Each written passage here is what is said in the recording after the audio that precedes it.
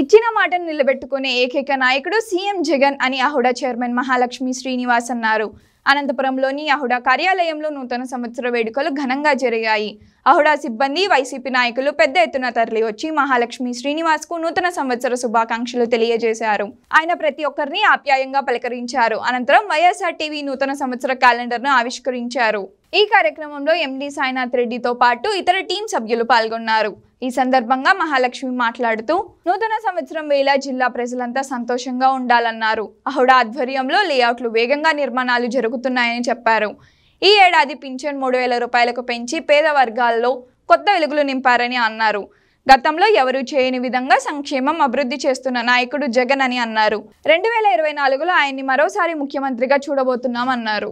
అనంతపురం జిల్లా ప్రజలకు, అనంతపురం నియోజకవర్గం అర్బన్ నియోజకవర్గం ఉన్నటువంటి ప్రజలందరికీ కూడా 2024 సంవత్సరం నూతన సంవత్సర శుభాకాంక్షలు తెలియజేస్తూ ప్రజలు అందరూ కూడా మంచి ఆరోగ్యంతో, అష్టైశ్వర్యాలతో ఈ కొత్త సంవత్సరము తులతూగాలని చెప్పేసి కోరుకుంటున్నాను.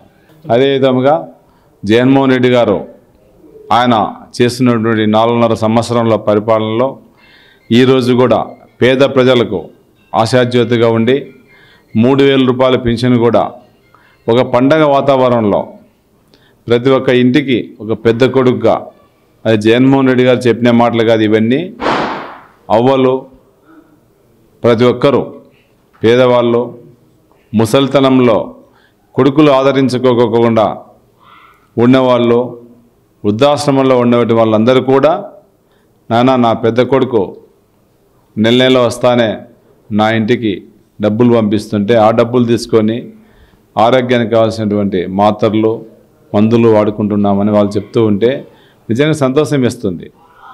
జగన్మోహన్ రెడ్డి గారు మాట చెప్తే మడమ తిప్పని వంశం అని చెప్పేసి ఇది నగ్న సత్యము. గతంలో చంద్రబాబు నాయుడు గారు ఏ మాటలు చెప్పారో ఇవన్నీ ప్రజలు గమనిస్తున్నారు. 2014 సీఎం అయిన తర్వాత ఎన్ని మాటలు మార్చాడో అందరికీ తెలుసు. కానీ 2019 సీఎం అయిన తర్వాత జగన్మోహన్ రెడ్డి గారు చెప్పిన నవరత్నాలకు బదులు అట్లా నవరత్నాలు ఇంకా 9కి 18 జత చేసి ఈరోజు ప్రజల్లోకి పంపడం జరిగింది. కాబట్టి ప్రజల ఆశీస్సులే ఈ కొత్త సంవత్సరంలో ఆయనకు దీవెనలు అవుతాయి. ఖచ్చితంగా ముచ్చటగా రెండోసారి కూడా ముఖ్యమంత్రి అవుతారు. ప్రజలకు ఆ భగవంతుడు అనేవాడు చూస్తూ ఉంటాడు. ఎవరు తప్పుడు మాటలు మాట్లాడుతున్నారో, ఎవరు అబద్ధాలు చెప్తున్నారు, ఒక నీతి నిజాయితీగా ఎన్ని కరోనా టైంలో కూడా ఏం జరిగినా కూడా, ఎన్ని ఒడిదుడుకులు వచ్చినా కూడా ఈరోజు ప్రజా శ్రేయస్సే ధ్యేయంగా ప్రజలకు ఏం చేస్తే నన్ను జీవితకాలం గుర్తుపెట్టుకునే ఉద్దేశంతో ముందుకు వెళ్తున్నారు. ఆయన కూడా ఈ 2024 సంవత్సరంలో ఖచ్చితంగా మంచి జరుగుతుంది. ఇది నగ్న సత్యం అని చెప్పి తెలియజేసుకుంటూ ఇంకొకసారి అనంతపురం అర్బన్ ఓటర్స్కి అందరికీ కూడా నూతన సంవత్సర శుభాకాంక్షలు తెలియజేస్తున్నాను.